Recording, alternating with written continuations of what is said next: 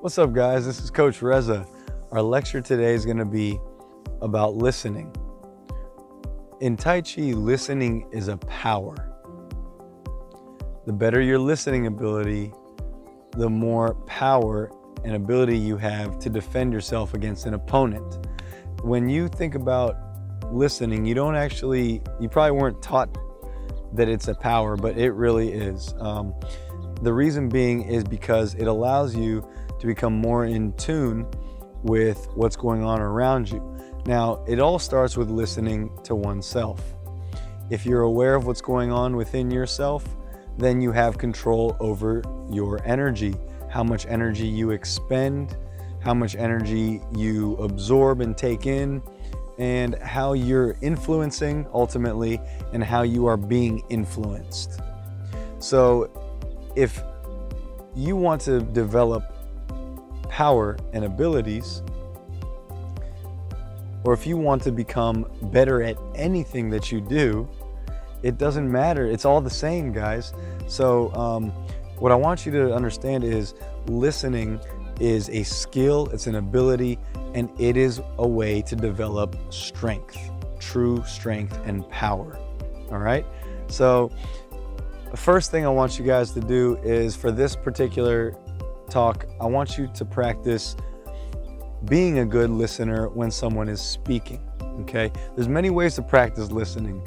In terms of Tai Chi, you're able to listen inwardly, pay attention to different organs, pay attention to the heart, pay attention to blood circulation, listen to your breath, listen to your chi or your energy flow, listen to the pain in your body, listen to your mind. There's all kinds of ways to focus on listening. The one thing I want you to start with is the thing that you probably experience all day, every day. All right, and that involves listening to people. When someone's speaking, all right, listening is something that we take for granted, all right? I know you're taught to be an active listener, and in school, you're taught to respond constantly. If someone's talking to you, look them in the eyes and show them that you're paying attention by responding almost immediately after they speak. But the problem with that, guys, is you're not fully absorbing and listening, all right? The reason being is because you're thinking, you're trying to respond. So you're putting energy out into responding to what the person is saying instead of just fully absorbing what the person is saying. So rather than sitting there while someone's talking and say, oh, okay, yeah, yeah, right? If any of you do this, I do it all the time without catching myself. I do it, and it's because it's a habit that I've built, and I'm sure a lot of you guys do this as well, because we're taught that this is how you engage. This is how you show the person that you're paying attention. But try this, guys. Do this, but be aware that you're doing this, and see how much you're actually paying attention. How much did you actually take from the conversation and absorb, and how much did you remember, all right? Most likely, you're gonna miss a lot of the things that the person was saying. You may interpret it in a different way than the way the person was saying it. And again, the reason is because you're putting your attention on responding instead of listening, okay? You're trying to do something instead of do nothing, okay? By doing nothing, I mean just simply listen. Open your ears, give the speaker your ear, and you don't need to respond. There's no need to relate in your own mind, and there's no need to verbally say anything until the person is completely done speaking, all right? Now, you'll catch yourself doing this a lot when you're not sincerely listening to somebody because you're doing something else physically. Okay, say you're doing the dishes and someone's talking to you.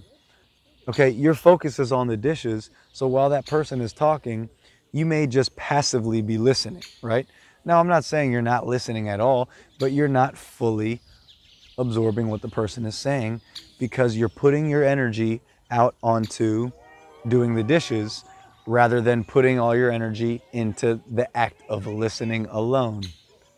All right.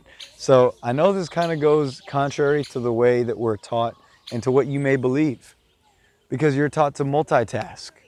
You're taught to take care of many things at once. You know, if you're dealing with kids, I was taught to, pay attention to 40 kids at the same time. And if I'm doing so, then how much attention can I really give to one kid, right? Think of that, okay? Say you are cooking, and while you're cooking, you have to be paying attention to a recipe, paying attention to what you're chopping, okay? Looking at the things that you're chopping so you don't cut your hand. And imagine if someone's talking to you, what's going on? Are you fully listening to the person? Probably not, because you got to pay attention to what you're doing. So you may not fully interpret what the person is saying properly. You may forget what they said, or at the end of the conversation, you may be like, oh, what did you say again about such and such? See, you may get half of the conversation and feel like you got it all. But in actuality, you missed a whole lot because you're busy. You're doing other things, all right? So it's not anything to feel bad about, but it is something to become aware of, because your listening skills can grow. You can be aware of everything that's going on while focusing on doing one thing, but it starts with just doing the one thing, all right? So instead of continuing to chop when someone's talking, okay, if it's important to you what that person is saying, stop what you're doing. Put the food down and just listen, okay? Don't respond until they're completely done speaking. Take a moment before you even respond, after they're done. Breathe it in. Think for a moment, and then respond.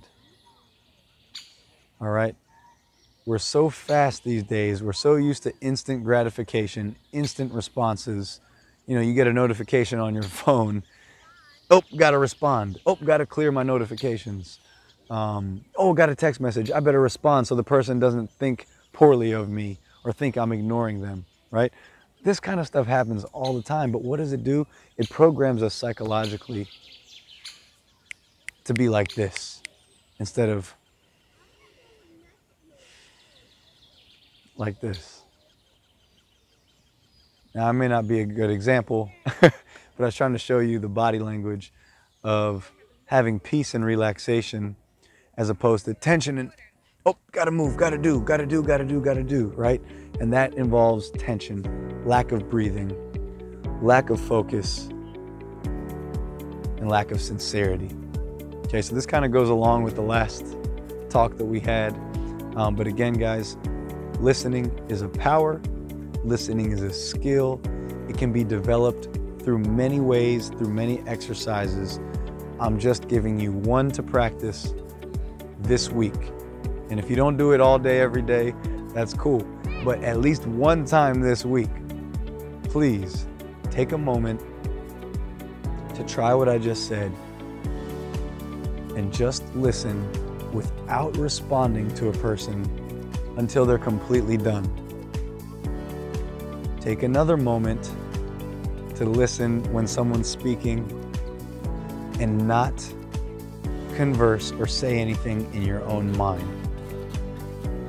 Don't try to visualize, catch yourself if you do. If you see mental images of a past experience or of what you're trying to see happen in the future, if you see any of these kind of things happening in your own mind, in your mind's eye, catch it and just get back to focusing on listening to what the person is saying. And before you respond,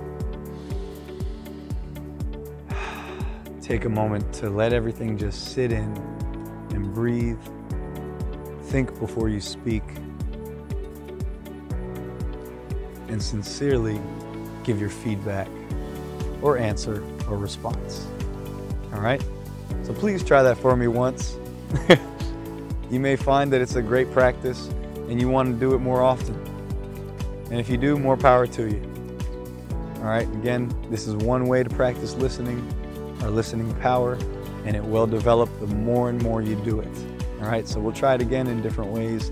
I'll give you another exercise next time. All right, this is Coach Reza with the Pathway to Inner Peace and Enlightenment lecture on cultivation of the mind and the heart. Thanks again, guys. Peace.